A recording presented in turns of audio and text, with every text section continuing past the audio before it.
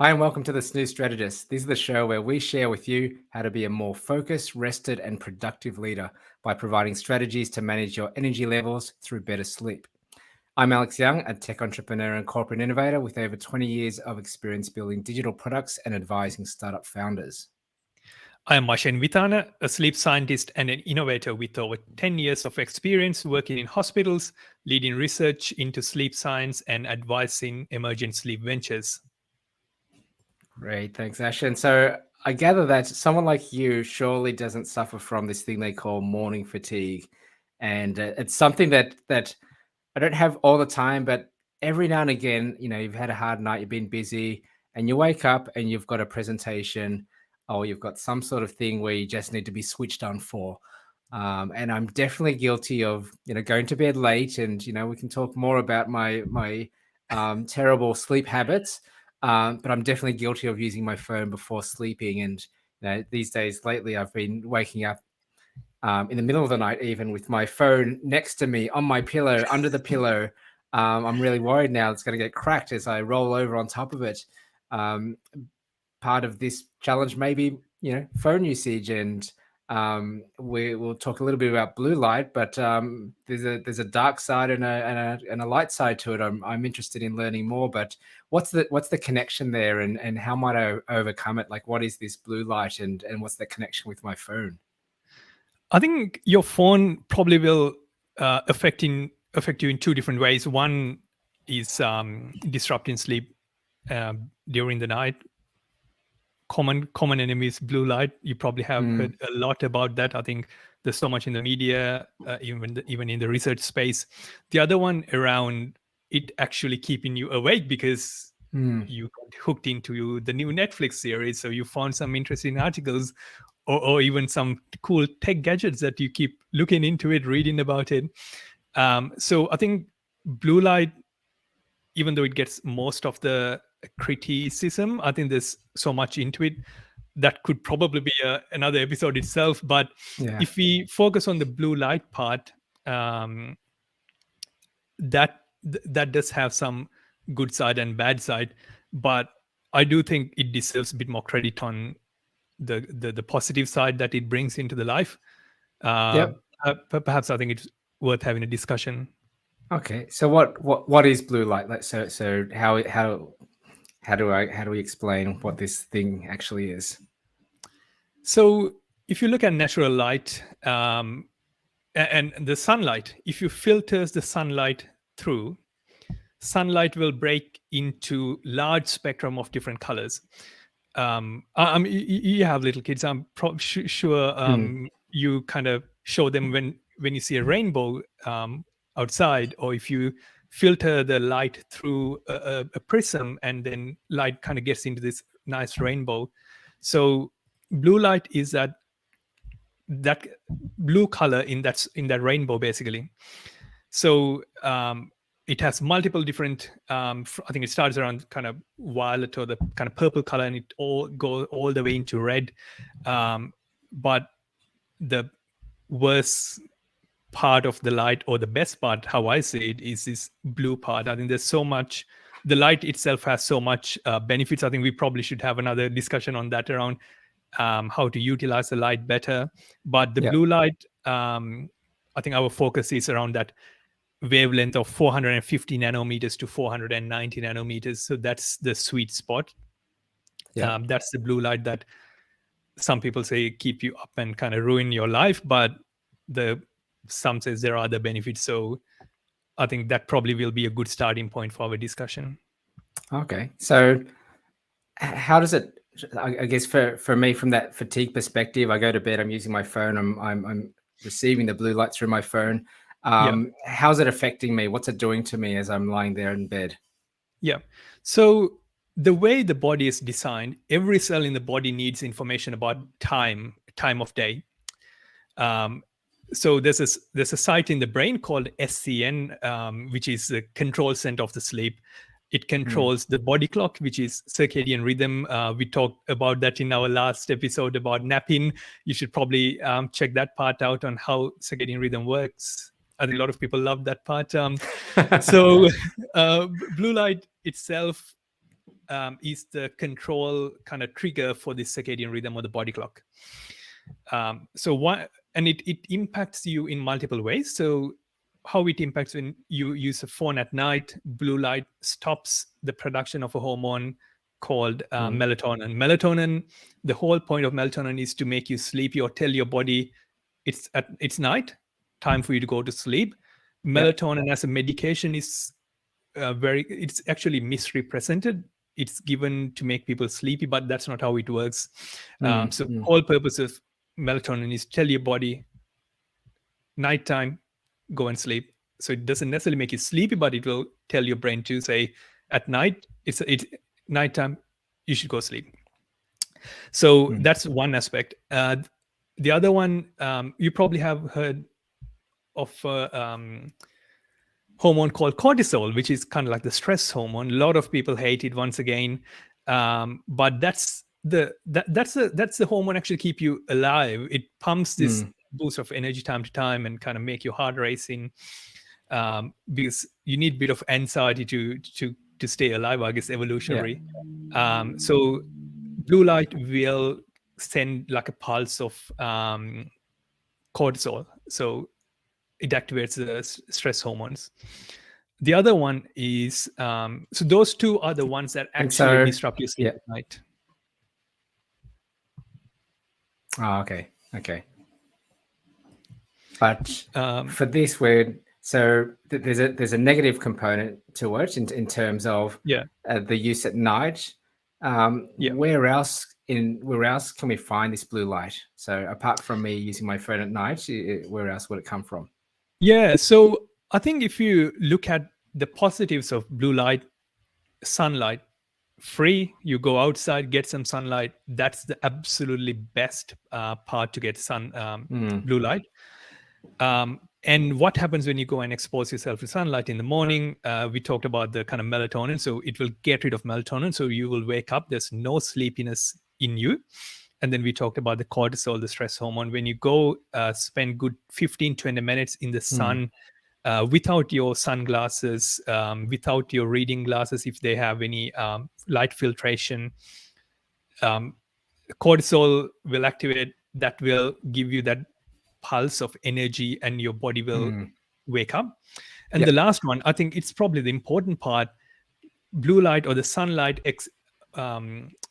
triggers the dopamine release of a hormone called dopamine, which is some says feel good hormone or the neuromodulator. But what it does, it motivates you. That's your kind of reward triggering chemical. So that will calm you down. That will give you that enthusiasm to start the day. So best part, natural, get some sunlight and you will have all those benefits. Okay, so that's a little bit of the secret sauce here, that in the morning when I want to also I guess get some support or a booster when I want to wake up, that sun is a source for it. And if I don't have access to that, like say it's winter, and here in Melbourne it can get quite dreary. Some in the Arctic, some countries may not have very long winters.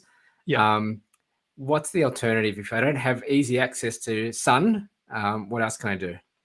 Yeah, and I think another thing you have to keep in mind about sun exposure, you have to make sure that it's not coming through a glass or a window, so you have to get it outside. You're right, Melbourne, it's not the best to, I guess, to get yourself exposed. There are artificial sources. You can get blue light or bright light therapy devices online. As you can see, Feel Bright Light.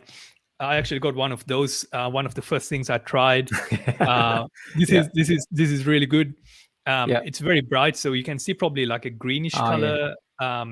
So that is close to the blue-green wavelength. And price-wise, I know it's expensive, but if you look at the benefits, there are studies showing blue light exposure to bright light will give you as much energy as your cup of coffee.